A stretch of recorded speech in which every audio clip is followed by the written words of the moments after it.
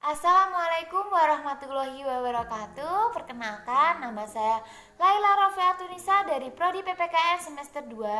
Saya membuat video ini untuk memenuhi tugas mata kuliah Teori Sosial yang diampu oleh Bu Ida Putri Larasati dengan tema Implementasi Interaksi dalam Kelompok Primer. Yang pertama yaitu berjabat tangan seperti gambar di samping ini. Jabat tangan merupakan ritual pendek di mana dua orang saling menggenggam tangan kanan atau kiri mereka, dan seringkali disertai oleh sentakan kecil pada tangan yang tergenggam. Umumnya, jabat tangan dilakukan saat orang memberi salam dalam suatu pertemuan tertentu, baik di awal maupun di akhir pertemuan. Mengucap salam, memberi apresiasi, serta membuat persetujuan. Jabat tangan bisa dilakukan pula saat berkenalan dengan orang yang pertama kali kita jumpai. Berjabat tangan sudah menjadi kebiasaan yang dilakukan di berbagai negara termasuk di Indonesia sendiri. Bahkan jabat tangan dalam dunia bisnis sudah menjadi etika yang dilakukan para pembisnis dengan rekan kerjanya. Jabat tangan bukan hanya dilakukan oleh orang yang saling mengenal, tetapi juga bagi mereka yang belum saling mengenal. Dianjurkan untuk berjabat tangan agar kondisi pertemuan bisa mencair. Bahkan secara ilmiah terdapat beberapa manfaat jabat tangan seperti yang disebutkan dalam laporan yang dimuat oleh Journal of Cognitive Neuroscience. Para peneliti mencoba menemukan jawaban tentang pengaruh yang terjadi pada koneksi saraf akibat jabat tangan. Dan ternyata hasilnya, ketika kita berjabat tangan, otak memproduksi hormon kebahagiaan atau endorfin yang memberikan rasa bahagia ketika bertemu dan berjabat tangan kepada orang lain. Nah, yang kedua yaitu saling melempar senyuman. Seperti gambar di samping saya ini. Senyuman merupakan cara yang paling amat mudah untuk dilakukan. Hanya butuh waktu beberapa detik untuk membentuk bibir menjadi seuntai senyuman yang indah, dan butuh beberapa detik untuk menahan senyuman tersebut agar tersebar dan dapat dilihat sebagai bentuk ramah tamahan seseorang. Salah satu cara yang begitu mudah dan sederhana untuk menyebar kebaikan kepada sesama manusia. Indahnya dunia dengan senyuman. Banyak hal yang bisa dilakukan untuk menyenangkan hati seseorang. Hal paling mudah untuk dilakukan adalah dengan tersenyum. Namun, sebuah senyuman menjadi mahal apabila orang tersebut enggan memberi senyuman kepada orang lain. Namun, mengapa sebuah senyuman terasa sangat sulit untuk dikeluarkan? Sebuah senyuman yang kita diberikan kepada orang lain nyatanya mampu memberikan syafaat bagi kita.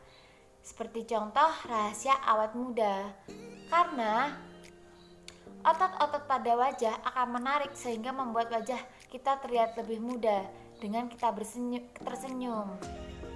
Senyum pada hakikatnya adalah kebutuhan manusia. Barang siapa yang gemar tersenyum dan membuat jiwa, pikiran, dan hati menjadi seseorang yang tenang dan damai, dengan gemar tersenyum, tentunya hubungan antara sesama manusia akan jauh lebih baik.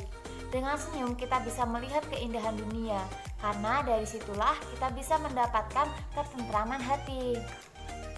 Nah, yang ketiga yaitu bertatap muka, seperti gambar yang ada di samping saya ini. Manusia memang secara kodratik diciptakan sebagai makhluk sosial. Zoonpolitikon meminjam istilah filosofi Yunani Aristoteles, makhluk mandiri atau makhluk berkelompok. Berdasarkan kenyataan tersebut, maka manusia selalu membutuhkan setiap bantuan dan dari sesamanya untuk tetap bertahan hidup. Manusia boleh memiliki sifat egois, yaitu sifat yang tinggi, tetapi saja tidak bisa menepis fakta bahwa dia tetap bukan siapa-siapa tanpa bantuan orang lain. Contoh kecilnya, seseorang anak yang selalu membanggakan kekayaan seperti buah usahanya sendiri, padahal dia tidak bisa sukses tanpa orang tuanya, sanak famili. Manusia boleh saja merasa memiliki derajat paling tinggi karena jabatannya, namun tetapi tidak bisa menepis fakta bahwa dia dipilih dan makan dari hasil pajak rakyat. Masih banyak lagi fakta-fakta lain yang menguatkan kedudukan manusia sebagai makhluk sosial. Pada ranah aplikasinya sehari-hari, akibat dari kebutuhan akan bantuan sesamanya, maka dari itu mereka perlu untuk bertemu dan bertatap muka. Banyak faktor yang mendukung terjadinya pertemuan sebagai awal dari proses bertatap muka, antara lain kerjasama tujuan, kerjasama kondisi, kerjasama waktu, dan lain-lain. Pada era yang saat ini telah berubah, teknologi komunikasi dan informasi yang berkembang pesat lebih cepat dari laju panah yang ditambahkan dari busurnya, lebih lincah yang mengejar mangsanya seperti hewan. Maka interaksi manusia berupa tatap muka akhirnya tergantikan dengan hadirnya teknologi handphone, internet, televisi, gadget, dan lain sebagainya. Padahal dalam sebuah tatap muka mengandung makna spektakuler yang tidak akan mungkin tersubstitusikan oleh teknologi apapun. Nah, yang keempat yaitu bertegur sapa seperti gambar di samping saya ini.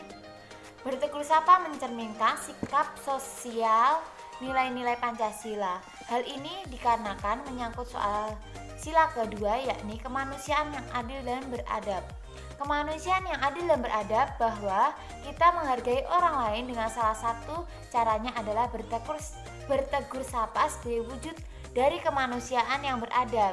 Sila kedua adalah sila yang memanusiakan manusia, sehingga bertegur sapa adalah upaya untuk membuat kita ikut berpartisipasi dalam membangun asas Pancasila sebagai dasar negara.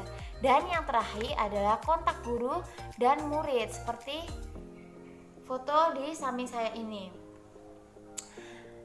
Manusia sebagai makhluk sosial dan hidup berkelompok dalam kehidupan sehari-hari tentu tidak luput dari interaksi dan komunikasi. Komunikasi adalah proses penyampaian pesan dari komunikator kepada komunikan audien, baik itu dalam bentuk simbol, lambang, dengan harapan bisa membawa atau memahami pesan itu kepada peserta didik atau siswa. Jika di kelas atau pada masyarakat, serta berusaha mengubah sikap dan tingkah laku. Dalam dunia pendidikan, proses pembelajaran akan lebih efektif jika komunikasi interaksi antara guru dan siswa terjadi secara intensif. Dalam pembelajaran di dalam kelas, proses komunikasi akan berlangsung sangat baik antara guru dan antara guru ke siswa. Dalam hal ini, peserta didik atau sebaliknya antara peserta didik dengan guru atau pendidik, di mana materi pembelajaran merupakan pesan dalam proses komunikasi pembelajaran, yaitu sering dipandang sebagai jantung dan inti kegiatan pembelajaran. Dalam komunikasi pembelajaran inilah terjadi interaksi edukatif yang berlangsung bentuk pertukaran pesan yang tidak lain adalah materi pembelajaran. Dalam konteks komunikasi pembelajaran, guru ditempatkan dalam posisi sebagai komunikator. Oleh karena tugas dan peran guru sebagai pemimpin pembelajaran memposisikan menjadi komunikator, sebagai siswa di tempat sebagai komunikan atau peserta didik. Guru harus menguasai pola interaksi dan teknik komunikasi yang baik dalam proses pembelajaran. Interaksi pembelajaran lebih dikenal dengan istilah edukatif. Interaksi edukatif secara spesifik menurut proses autoinstruksi belajar mengajar memiliki ciri-ciri khusus yang membedakan bentuk interaksi lain. Ciri-ciri interaksi belajar pengajar tersebut. Interaksi belajar mengajar memiliki tujuan. Ada suatu prosedur jalannya interaksi, yaitu terencana. Interaksi belajar mengajar terkadang suatu pengharapan materi yang khusus, ditandai dengan adanya aktivitas siswa dalam interaksi belajar mengajar. Guru berperan sebagai pembimbing. Di dalam interaksi belajar mengajar membutuhkan disiplin dan ada batas waktu.